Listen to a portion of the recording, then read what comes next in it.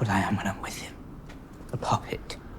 A fool. The House of the Dragon video. House of the Dragon Season 3 Episode 6 is here, and as I've been saying most weeks, it's a bit of a mixed bag. There are things I love, things I don't, and just generally a muddy middle ground of developments that could have been great, but just weren't quite executed right. And the more I've watched this season, the more I've started to think there's a deeper reason behind that I want to talk about today. So we'll discuss all of that, the goods and the bads and the everything in between. Let's just kick it all off with a really cool train.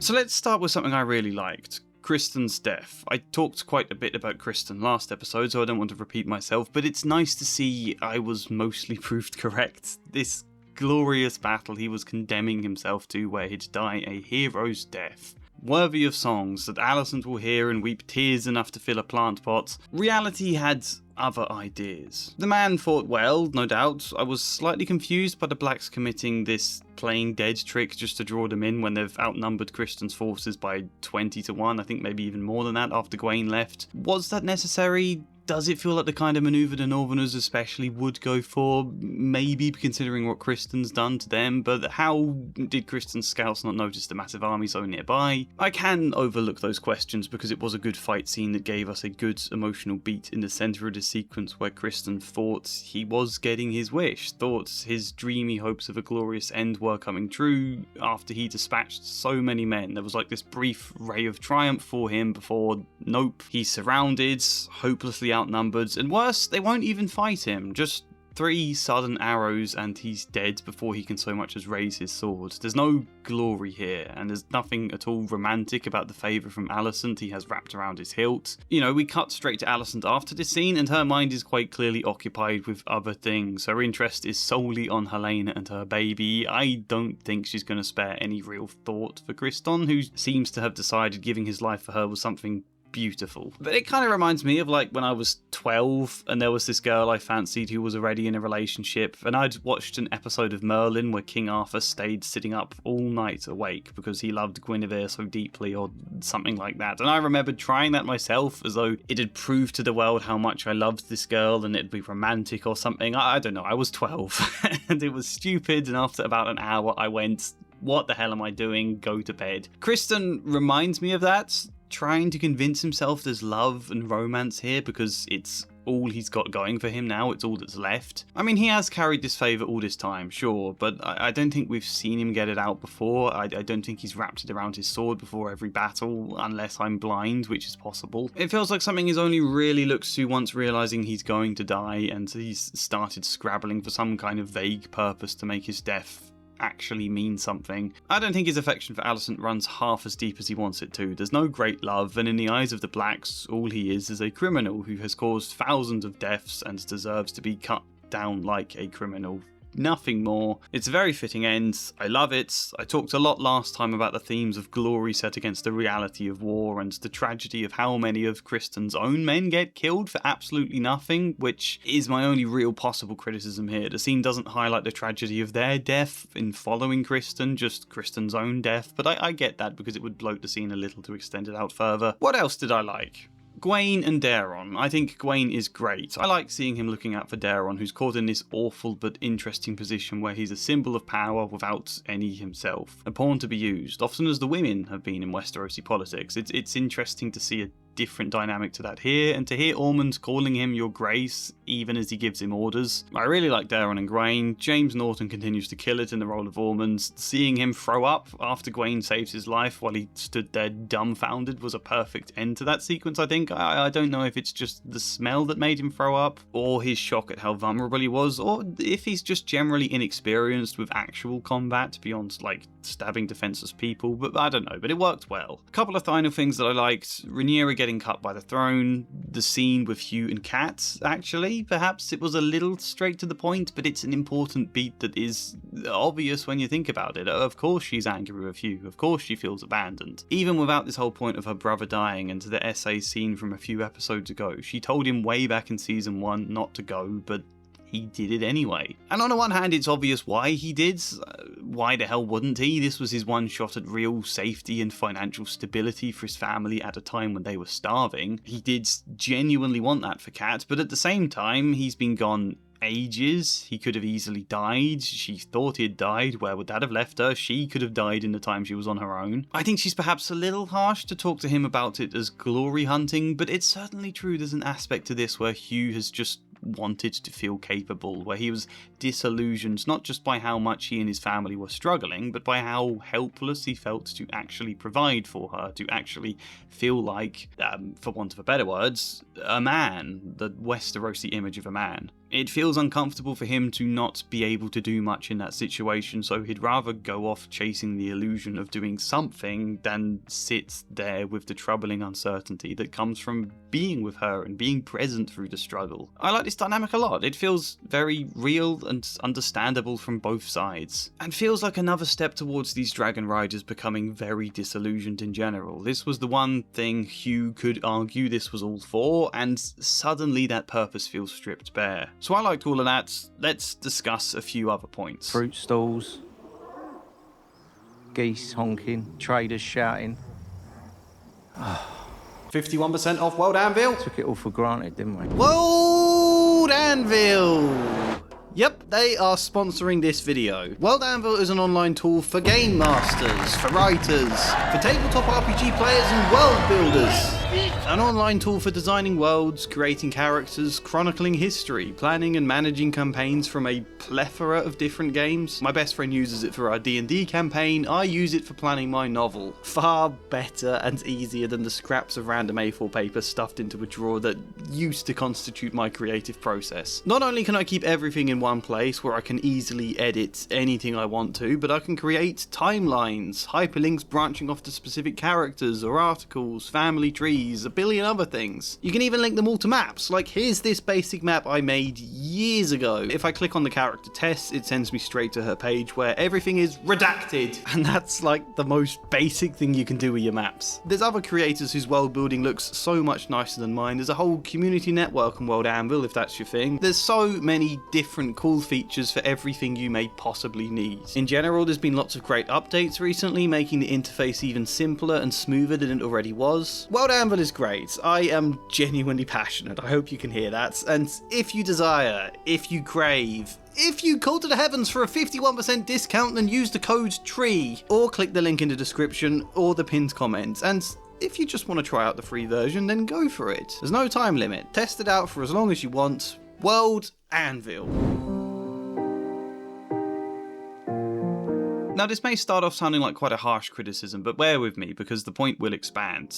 I was conscious this episode of feeling either that plot threads are very obvious and a bit predictable as to where they're heading, or very confusing and a bit incoherent. On the point of predictable, we've known what's going on with Ulf for quite a while now. I've talked about it before. He's got the power of a dragon but is treated like a commoner, and I suspect he's at some point going to switch sides, or at the very least abandon Rhaenyra, and I can't fault any of the Ulf scenes this episode, because they're all important and I think they're well executed, but it's hard to feel as engaged when it's been so obvious for so long. There's not been much tension about it, much to maybe keep it a bit on a knife edge between does he want to stay loyal, or is he feeling disillusioned? Is there something that's finally going to push him over the edge? It's instead just felt like a very formulaic series of events making him increasingly delusioned, and that makes those scenes feel less engaging because we know what they're going to say before they actually happen. Again, despite actually being quite well crafted scenes. And I'm somewhat feeling that in general about Rhaenyra's declining rule as well. There's not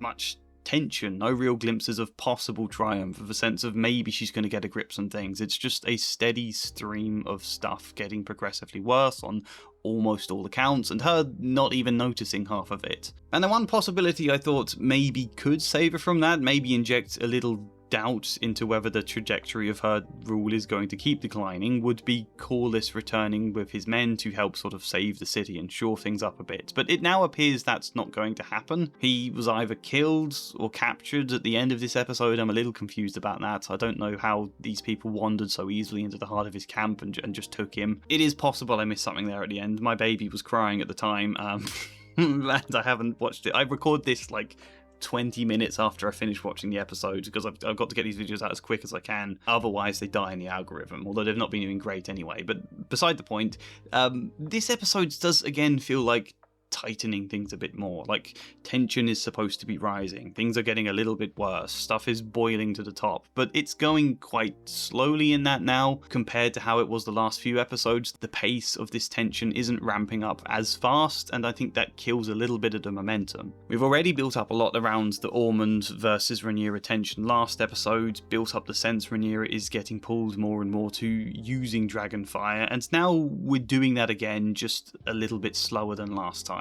That said, I do enjoy the contrast between people complaining about the lack of candles and then Rhaenyra saying she's going to light a candle in the sept. That was a nice touch. And I don't mind a slow pace in a story. I was quite glad for episodes 3, 4 and sort of 5 to be a little slower, because it's not necessarily the pace itself that's the issue, it's that there's not enough surprises coming alongside that pace. We've seen the trajectory of how things are going with the gold cloaks, with the lack of wealth, with Rhaenyra's state of mind, with Ulf and the Dragon Riders, and it means the pace isn't just slow but also kind of unremarkable in a way, unsurprising, not as gripping as it deserves to be, because these are still well written scenes. In isolation there's nothing at all wrong with them, but all put together it just doesn't feel as engaging as it should. But then we contrast that with the less obvious plot threads, and I feel like they're too much in the other direction, where it's too unclear where they're heading. Corlys has been gone a while, and there's a really solid scene here of Alan imploring him to come back, and feeling maybe he's put a dent in Corlys' armour there, reminded Corlys that half his anger at Rhaenyra not legitimising his children is projection for the fact he feels guilt about not previously accepting them himself. So I think, okay, Corlys is going to come back now. This is a nice subtle setup to that idea happening later on, but then Alan is asking Baela if she can convince him. I mean, not strictly convince him to come back so much as about Alan's personal distance to Corlys, but regardless, she's saying no, it's hopeless trying that. So then I'm thinking, oh, is he not coming back then? Are things not progressing here? But then he says at the end in a speech that he is coming back before suddenly he then gets attacked, and now presumably he's not coming back as a result. I don't know, I do feel like I've missed something here. Please fill me in if I have, but it just feels a little bit all over the place to me. Last episode, Adam and Baela appeared to be getting quite close, but now all of a sudden she's kissing Alyn, and I can't even remember if these two have ever interacted before. I thought that's where it was maybe going with Adam. So is this supposed to be setting up a conflict between the brothers? If so, it feels a bit abrupt, and I'm not sure how that complements the rest of the story. Aegon has been wandering around with Larys for quite some time now, and nothing has really developed between them character-wise until last episode, which I praised, when Larys spoke his mind and you feel Aegon get a bit of perspective. But then you also encounter Tyland, who's saying you shouldn't go to Essos. Stay here, better positions to reclaim your throne. And then Aegon killed this guy and felt a bit more like a Targaryen again for a second. You can call me Your Grace. And I'm thinking, okay, he's not going to run away and hide anymore, he wants to join the fight, he wants to be a Targaryen. But then this episode, he realises how much of a sycophant Tyland is, where Larys is a true and loyal friend. I mean, despite the fact Larys is not that and has never been. But you get the idea, so now he is going to Essos, where it's not really clear how that journey would benefit the story, because it would just been waiting around for ages until maybe something else happened. Aegon has been wandering about in circles for almost all of this season, plans endlessly changing, never feeling like much is truly developing. And I know people often get annoyed when I say things like this. They go, do you seriously not understand what's going on? How can you not get the point? I do get the point. Aegon is going to come back to Rook's Rest, and Rhaenyra is going to send people there after Tyland, and they're going to bump into each other right at the time Sunfire is going to wake up, and Aegon's going to have his dragon back to thwart her plans there. I'm almost certain that's where it's going. I do get it, but that doesn't mean the story is unfurling or presented clearly enough for it to feel like it's actually flowing, you know, for it to feel coherent. I think it feels a little incoherent and haphazard in how it structurally progresses, and I feel that with a lot of stuff this season. I'm very confused by Alicent going off on a journey to have Aemon sacrificed in the vague hope Rhaenyra lets her daughter go on walks. I kind of brought her agreeing to sacrifice Aegon in season 2 for the sake of the hope it would divert the destruction of her entire family and house, but this one feels like a step too far. I get the idea, but for a while Alicent has felt like she's been going in circles as a character, and it's a shame because season 1 and sort of season 2 Alicent was one of my favourite characters in this show. I think principally the issue we've got here is there's not really enough from the quite streamlined summary of events in the book Fire and Blood to build out into a full story here. I mean, I could be wrong, because as I've said, I've not read the latter parts of Fire and Blood yet. I'm waiting until the end of this season when I can then read them and make a video comparing the two. But I think the mixture of there not being too much to a lot of the characters in the book, combined with there being a lot of different characters who do crop up all over the place, I think that means people who were just a couple of sentences and a few pages in the book now have to be expanded out to feel like actual characters who have actual arcs, which is quite tricky to fit into the existing plot of the show. And B, the main characters who do need a lot of the focus, or the bulk focus, suddenly don't have enough space because so much time has to be devoted to developing everyone else into actual characters, into what's going on with Alan, or Baela, or Alice, or Rolf, or Gwaine, or Ormond, or Rhaena. Those kind of characters have to have some sense of an arc or some sense of a developing plot in a show for it to feel effective, where they don't necessarily need to in a book. And that, I think, does detract from the stuff that's most important. You know, what made episode 3 this season so effective was how much it got to centre very closely on Rhaenyra's feelings and her headspace. She got laser focus for an entire episode, which meant we could develop a lot there with her, and is a big part why it felt like tension was beginning to ramp up. But in episodes like this, she doesn't get enough focus, and when she is the central cog in everything big that well developed this season, like principally her reaching the point where she may burn down Tumbleton or lose a lot of her virtue and show a lot of ferocity, when that's the big climax they're ramping up to, you don't want an exploration of her to feel sidelined this episode in order to squeeze everyone else in all the time. And I think that is what can happen, and it's tricky, you know? I think similarly, what's going on with Daemon should feel very complex and should be an insight into a lot of stuff going on in his brain, but we don't really get that. We kind of get a stripped back version of him just dealing with the gold cloaks. I want more insight into his mind. I want that for all of the main cogs here that are the central tension, which at the moment is Rhaenyra, Daemon's, Ormond, and to an extent Darragh. And that's tricky, you know? It's hard to fit that all in. I don't think it would be ever easy to find a good balance here.